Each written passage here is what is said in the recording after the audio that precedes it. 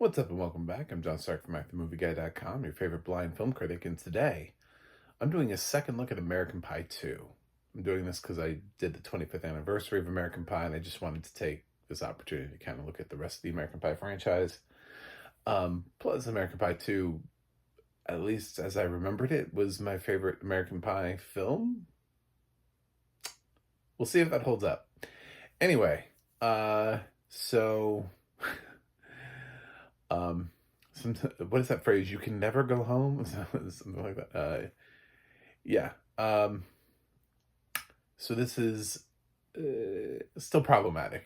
The first film obviously is problematic by today's standards. It's a pretty standard teen comedy when you look at how the way teen comedies work, and I think even the teen comedies of today, when the next generation, I kind of mentioned this before because I'm sure we all look at the films of yesteryear with intense scrutiny. Having done also recently an anniversary review of 16 Candles, um, you know, I mean, that's a character where every time a specific Asian character walks on screen, there's a gong that gets played for no apparent reason whatsoever other than to just be racist.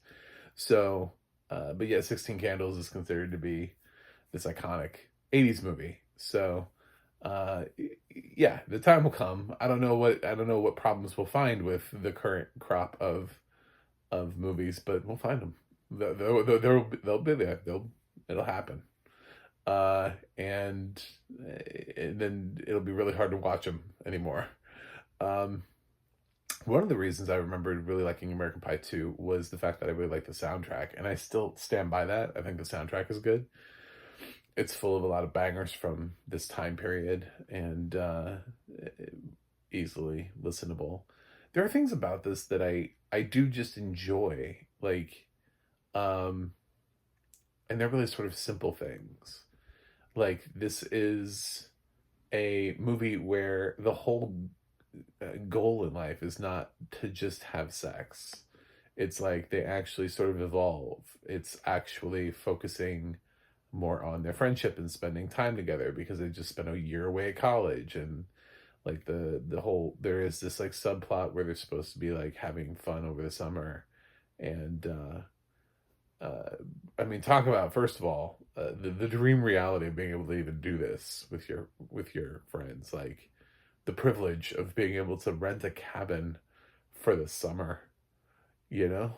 I mean, who got to do that? No one. No one but these kids ever got to, like, um, so yeah, but Jim is on this quest to figure out if he's any good, and but it leads him ultimately to figure out that he actually likes Michelle, and they have this, kind of cute romance thing, and he gives up on trying to be something that he's not, and realizes he's just a band geek that doesn't play an instrument. I am a band geek. I just never joined band. It's a great line. Anyway, not really a great line, but it's very representative of Jim and his vibes. Um, Oz stays in a committed relationship the whole movie. That's kind of impressive for this franchise, with him and Heather, and talking back and forth. Um, it does actually bring everybody back, even like Jessica, Natasha Lyonne comes back, even though she's not necessarily tied to any characters. They even brought back Stifler's brother, played by Eli Marienthal. He came back for this. The two dudes who coined MILF, they came back. John Cho and the other guy who never got as famous as John Cho, um, are back for this. So it's sort of an excellent sequel in that everybody actually came back, whereas there are so many other sequels out there that, there are storied things about how everybody passed on it. Like the Caddyshack sequel where like basically no one came back. It's just like Chevy Chase is in like a cameo, you know? It's they basically, yeah. basically it's like no one, they're like, I don't, no, you know. But everybody wanted to come back for this. I can't say the same about any other film in this franchise, but we didn't lose anybody. Um, the first scene is you know, typical of an American Pie film, and Eugene Levy is sort of great as Eugene's dad, and we still get Jennifer Coolidge, Stifler's mom, and we learn what her name is. So she has a name, Janine. We're really starting to give her character development at this point. She's going from objectivity to I have a first name, and we also now know that her full name, because technically Stifler is her last name.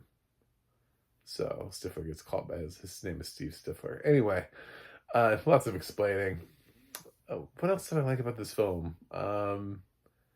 I don't know. There are parts of it that are, I don't know, fun or entertaining. It doesn't work as much anymore for me, just like American Pie, but there's still a nostalgia that's attached to it that it's hard for me to completely say it doesn't work. It still feels like this is the summer that I would have wanted to have after my first year of college, based on like when this film released. I remember working at theaters when this thing came out, and it's very odd how nostalgia works like that, and it works to a point where I can see the problems, but at the same time, I don't completely hate the movie. I don't think I've ever really done that where I've just been like, wow, I like this. Oh my God, this is terrible. Even with something like that, I also did an anniversary review of this year that's completely harmless, like Blank Check. It's like I recognize that the film isn't great, but I still enjoy watching it, you know. And American Pie 2 is absolutely problematic. They use the R word in a way that is actually probably the worst possible way that you could use that word, especially considering how many times people threw that around in culture. And I always said it's like, like I've used that before in my lifetime, but I've never used it to ever describe anybody with like a mental disability. But in this film, Jim plays somebody who gets mistaken for this person named Petey, and then they actually do the whole gag where they show you this bus, and it's this like what is it, Tall Pines Home for the Mentally Challenged or something like that, and it's supposed to be this mentally disabled I don't know what his disability was, but that plays the trombone, and they were going to feature him in this concert at this band camp, and you can hear the counselors who are like, I've had enough of these Tall Pine kids, you know. They're not like, even, I mean, these people are supposed to be educators, but they're also just like apparently complete douchebags at the same time. And then so when he uses the word tied to that, it felt really gross. Like I was like, oh my God, it is actually a direct reference to the one thing. It's like, you know, you're not just like, well, my car didn't start, that's blank. You know, like you just like, well, it doesn't even make sense. You're just using a word. You could intersperse any word there. But you're actually using it to define somebody of that. Anyway, in a negative way. So yeah, it bothered me to hear that context and be like, wow, damn. I think it's just something that comes with age too. And also, in 2001, I wasn't disabled at all. And now I'm like, okay, so I think about things from that perspective, and I do see ableism, and like, wow, okay. So it's all through this different lens. And I found it really interesting. So that's why I said American Pie 2 used to be my favorite American Pie film. Now I don't know, because American Pie 1 is problematic. American Pie 2 is problematic. Uh, it's hard to really get back into these films and be like, yay. But at the same time, there's part of me that it worked when this film came out. I liked it when it came out. There's part of me that still enjoyed watching this a second time through, and I think it's that nostalgia. There are films that I can watch from the 80s, 90s, 2000s that are attached, like late 80s, all the 90s, early 2000s, that have this nostalgia attached to them. Um, and it's just one of them. I don't really experience too much of that. Like, well, I used to like this film. Oh my God, what did I see in this film? You know, I don't really experience that. I still have memories attached to even the shittiest of movies. You know, I haven't seen it as a blind person recently, but I do remember watching that Power Rangers movie, which is not good. But there's like a nostalgia to that. It's just like, it's very weird how nostalgia works. If you are a nostalgic person and it ties you in and you're just like, this is not a good movie, but why am I enjoying this? And you kind of wonder, it's like, and I kind of stop like asking people like, why do you just watch videos of cats doing things on YouTube? Oh, that's your thing. So my thing is nostalgia. Like I just, anything from a certain time period, um, you can watch. Like I was a grown ass adult and I found like in a $5 bin at Walmart, they had like Bobby's World, the Fox series. It's like, it wasn't like the whole thing, but it was like a DVD of Bobby's World. I can't remember how much of it was on it, but like rewatching it, it's like the animation was terrible. They could not figure out how to put Howie Mandel on the same screen as a cartoon character, and you could tell that it almost looked like it was cut and paste. But I still really enjoyed watching Bobby's World again after like, I don't know, 15 years of not watching Bobby's World. So it's odd how these things happen. But I do own the first three American Pie movies on DVD, and I mean, I'm not going to sell them because I just don't do that with my DVDs. I used to, when I was really cheap, do the whole trade-in thing to get a better DVD. I would go through and be like, well, I got a couple DVDs I'm never going to watch again. But yeah, I used to do a little bit of that, but I have no intention of getting rid of physical media in an age in which it seems like movies could disappear at any given moment from streaming services. So I don't really know what to do with this movie. Uh, I still argue that Stifler is not supposed to be the relatable character, so I don't really care what he does because he's still an unrelatable jackass like throughout the whole film. He does kind of get, I guess, what people would be like a win at the end of the film for his character, like compared to, but he also gets like peed on. So, uh, yeah. Um, so that happens. Um, it's just really hard to say, oh yeah, well, Stifler's the guy, you know, and a lot of times the guys, the four guys spend plenty of time without Stifler. Do you know what I'm saying? Like they'll go off and have a conversation, and it's just like the four of them without Stifler. So he's definitely not an essential part of this friend group. Um,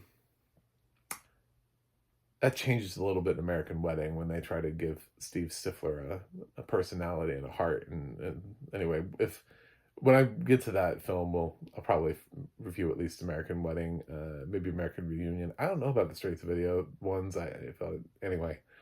Uh, so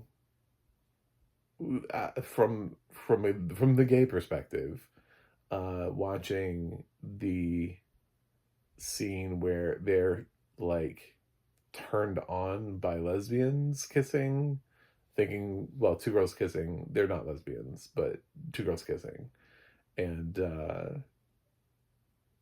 then the girls expect them to kiss, and like for them they're repulsed, and then they do it, and like that's the joke. Uh, doesn't make me feel great. Um, but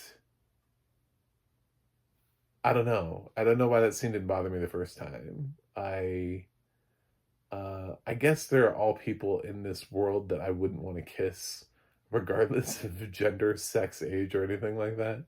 And so if somebody were like, "You have to kiss this person," I'd be like, "No." You know what I'm saying? Like, you have to kiss Donald Trump, and I don't want to do that. What? Just because I like guys doesn't mean I want to kiss him. Like, I'm not gonna do that. That's gross.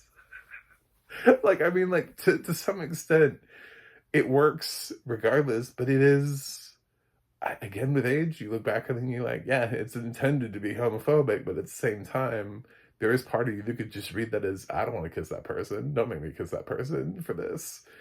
To jump through that loophole. But the reason why they don't want to do it is because this film could not possibly find any representation at all, positive representation for the LGBT community. It has none.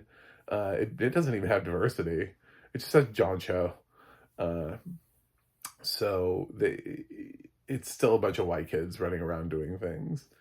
And they're like, and that just feels natural for the time period. This just feels like, well, in 2001, we were just a bunch of white kids running around doing things. Don't you remember? Nobody was gonna have any black or Latino kids running around having fun. It was just a bunch of white kids renting cabins by the lake with all the money in the world. So this movie's bizarre to watch. It's a weird trip down memory lane. I thought I was going to enjoy this a lot more than I did, and I was just kind of like, what fuck am I going to talk about with this film? Because it's so weird. And some of the characters they bring back, they just feel like they're so out of place. Like Tara Reid is like, she's like, what is my character? Is it, I'm just here? Like her whole character is just this, her and Kevin have this, like, well, we broke up, but we still want to be friends. And like, that's like their whole emotional development. Neither of them really get to do anything throughout the film. They don't really have a character. They're just in this thing, I don't know, I've got feelings. But like, the movie doesn't have the emotional intelligence to be able to expand upon that. So they just kind of like have this weird, like, they just have a bunch of weird interactions for like the whole film, and Natasha Lyonne is just there to just comfort Tara Reid the whole time. It so bizarre. And they talk about like the rule of threes. You know, that's what's introduced in this film, is the rule of threes. I guess that's what they bring to the table. So if I had to say what's the most positive lesson that you could learn from this, Oz is in a committed relationship the whole fucking movie with Heather. You know what I'm saying? Like the whole movie. He doesn't, you know, they're still together at the end of the movie, and the whole movie is about him missing her and not wanting to, which is kind of like a radical change from who he was in the first movie. So, but then all this doesn't matter because Chris Klein doesn't come back for American Wedding. He turns it down. So his character development gets stunted anyway. He thought he was too good to come back for Chris Klein.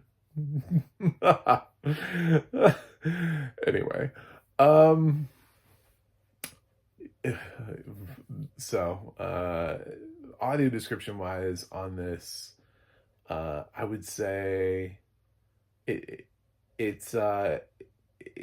reveals a little bit too much, like things it doesn't need to say. It says them anyway.